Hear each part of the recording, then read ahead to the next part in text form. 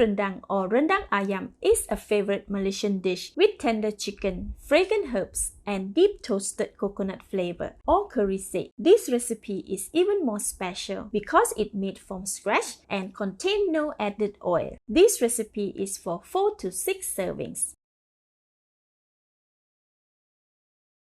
The ingredients needed are 1.3 kilograms of chicken thigh cut into small pieces, washed, 650 ml of coconut, which I squeezed from 450 grams of freshly grated coconut and 500 ml of water, 300 ml of water, 35 grams of chili kering besar or dry guajillo chili soaked in hot water for an hour, 16 grams of dry chili soaked in hot water for an hour, 140 grams of 5 large stalks of lemongrass, 80 grams of red onions, 80 grams of young galangal, 35 grams of turmeric, 150 grams of shallots, peel, 75 grams of garlic, peel, 3 pieces of candlenuts, 1 tablespoon of salt, 1 tablespoon of sugar, 4 grams of kaffir lime leaves, 7 grams of tamarind slices or asam keping, wash, 2 pieces of turmeric leaf, and 4.5 tablespoons of curry seed. I am using my homemade version that I will share with the list of the ingredients in the see more link. First, marinate the chicken. Sprinkle quarter tablespoon of salt and rub to marinate evenly. Turn them over and sprinkle with another quarter tablespoon of salt. Rub to mix evenly. Then set aside. Next, prepare the rendang paste. These are all the ingredients that we are going to blend. Set the chili aside. First, separate 3 stalks of lemongrass and set aside. Slice 2 of them thinly as they are very fibrous. Next, cut the ginger into chunks for easy blending. Repeat with the red onions.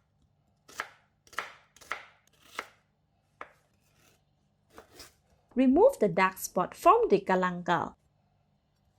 Cut half of it into smaller pieces. And slice the other half thinly. We will drop this directly into the rendang. Set the sliced galangal aside. Cut the shallots into chunks as well. It's getting crowded here. For the turmeric, cut a little and angle the knife to break it with the skin on. Keeping the skin prevent it from staining the knife and chopping board. I am adding the garlic and candlenuts. These are all the ingredients in our rendang paste. Now we can blend them. Put in the candlenuts first, followed by the lemongrass, ginger, and red onions. Then all the chopped galangal, shallots, garlic, and turmeric. Wow, it is quite full. Looks like I will have to blend it in 2 batches. Set it aside. Next, cut the chili into smaller pieces. Remove the stem from the large chili and cut it into pieces. Here is a tip. If you prefer a less spicy dish, add more of these large chilies as they are mildly spicy but give a lot of fragrance and flavor.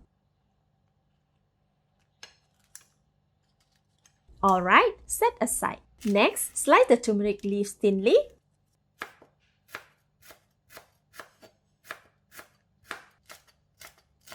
Separate into a portion of 1/3 for garnishing and 2/3 to add into the curry. Set aside. Pour 250 ml of water into the blender. And blend the chopped ingredients for about 1 minute or until well blended. The color should be even and resemble a thickened paste. Transfer into another bowl and set aside. There is still some blended paste in here, so I am adding all my chilies. Scrape the paste down from the side of blender. Add another 50 ml of water for easy blending. Blend until it comes to a fine paste with an even color.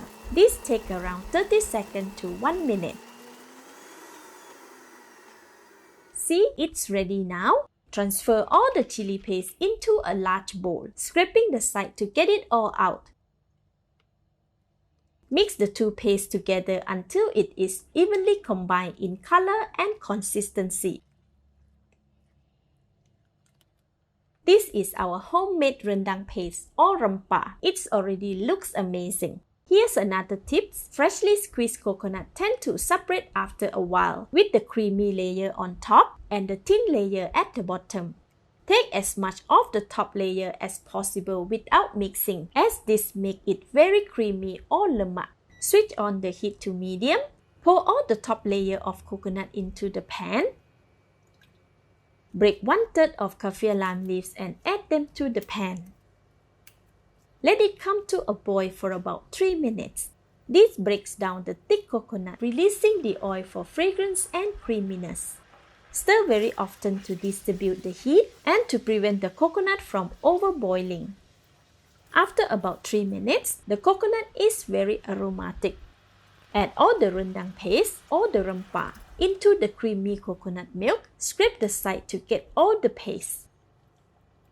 Stir constantly to prevent burning and reduce hot splashes until the rempah has dried up significantly. This will take about 15 minutes.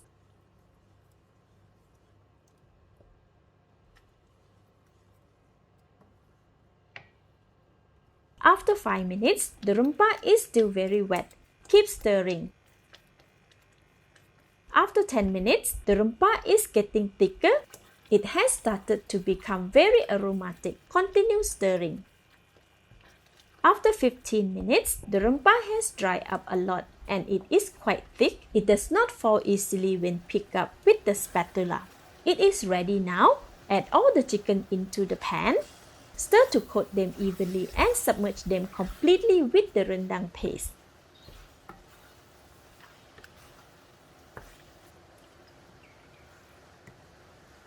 Bruise and cut the rest of the lemongrass into half and add them to the rendang. The rest of the kaffir lime leaves, 3 tablespoons of curry seed, and all the asam keping and sliced galangal. Give all the ingredients a thorough mix.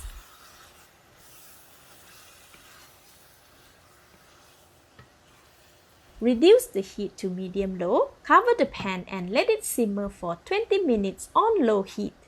Slow cooking the chicken releases its juice into the gravy while it absorbs the flavor of the rendang paste. Make sure to stir every 2 to 3 minutes to evenly distribute the flavor and prevent burning the chicken rendang, as the paste is quite thick.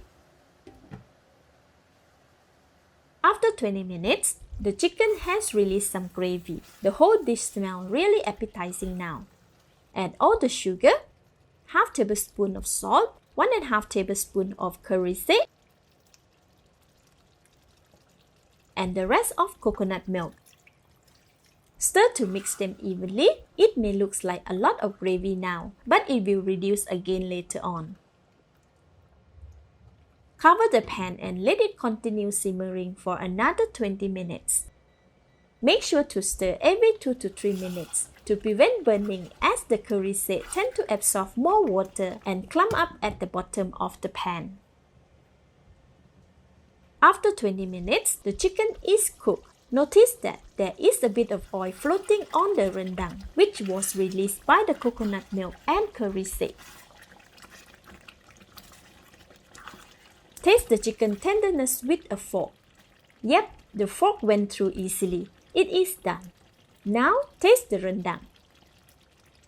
It's delicious and perfect. The taste can be adjusted as preferred. Sprinkle 2/3 of turmeric leaves and stir to evenly distribute them. Switch off the heat and our chicken rendang is ready to be served. Dish it out and garnish with the rest of sliced turmeric leaves. Enjoy with plain rice or sticky glutinous rice. Let's eat! So fragrant, so tender, so rich and thick. I can't just imagine this with rice. Amazing! Chicken rendang is one of the dishes that mature, which means the longer it's kept, the richer and more flavorful it will get. Once completely cool, it can be stored in the fridge for 1 to 2 days or frozen for about a couple of weeks to a month. Simply defrost and reheat to enjoy.